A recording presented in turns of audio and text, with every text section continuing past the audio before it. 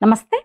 మనం ఈ మావోల గొడవలో పడి ఒక పెద్ద విప్లవాత్మక మార్పును మనం గుర్తించలేదు కానీ, దేశంలో చాలా కాలంగా పెండింగ్‌లో ఉన్న కార్మిక చట్టాలకు కేంద్రం గ్రీన్ సిగ్నల్ ఇచ్చింది.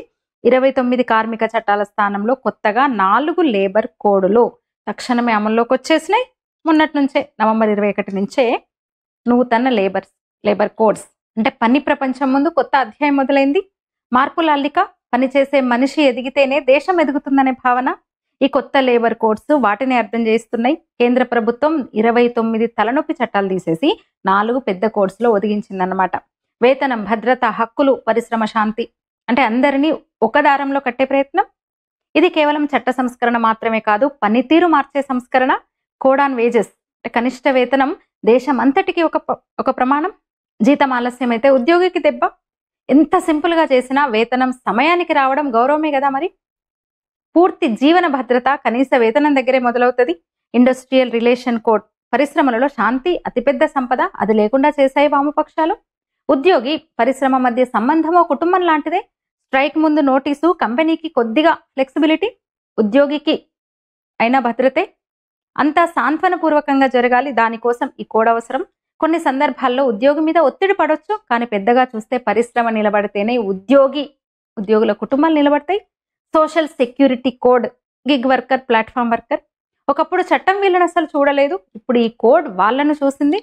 ఈ పిఎఫ్, ఈఎస్ఐ, గ్రాట్యుటీ అన్నీ ఒకే చోట.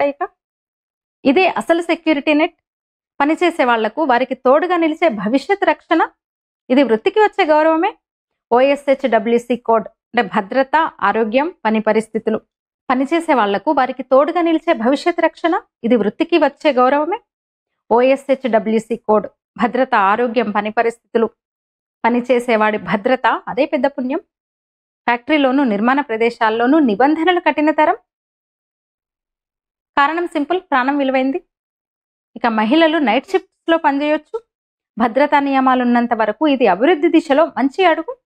ఉద్యోగికి గౌరవం, రక్షణ, భద్రత, స్పష్టత, పనిచేసేవాడి హక్కులు బలపడేలా ఉద్యోగదాతకు ఒక్కటే రిజిస్ట్రేషన్, క్లియర్ గైడ్లైన్స్, తక్కువ చిక్కులు. పరిశ్రమలు స్థిరపడితేనే ఎదుగుదల దేశానికి. రాష్ట్ర ప్రభుత్వాల వేగం అసలు సమస్య.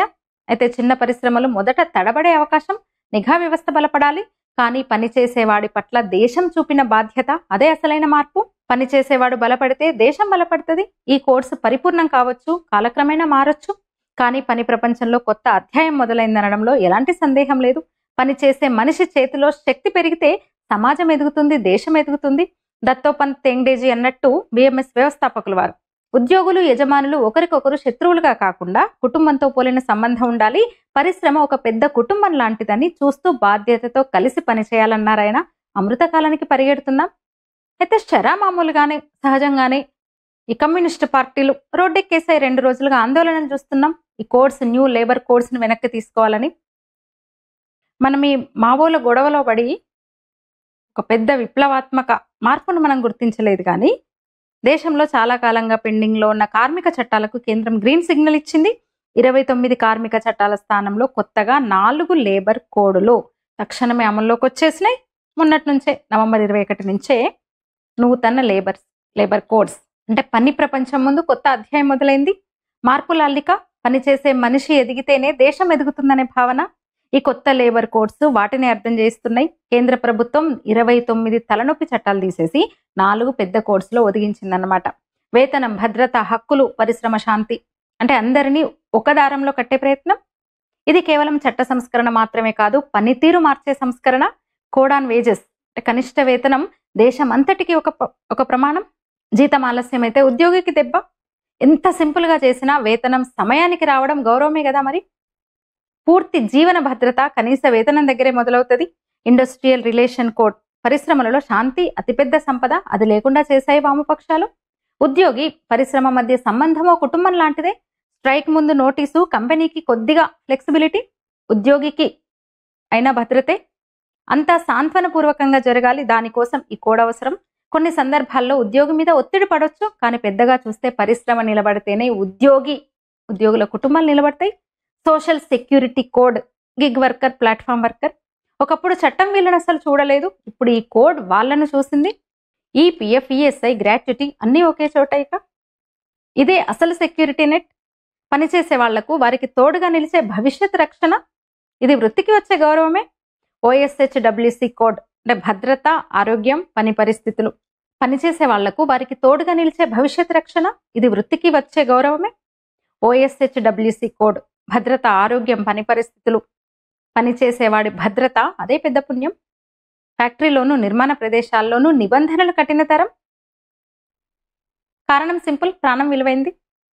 ఇక మహిళలు నైట్ షిఫ్ట్స్ లో పనిచేయొచ్చు. భద్రతా నియమాలున్నంత వరకు ఇది అభివృద్ధి దిశలో మంచి అడుగు.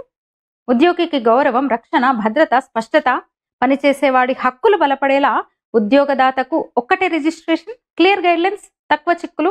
పరిశ్రమలు స్థిరపడితేనే ఎదుగుదల దేశానికి. రాష్ట్ర ప్రభుత్వాల వేగం అసలు సమస్య. అయితే చిన్న పరిశ్రమలు మొదట తడబడే అవకాశం. నిఘా వ్యవస్థ బలపడాలి.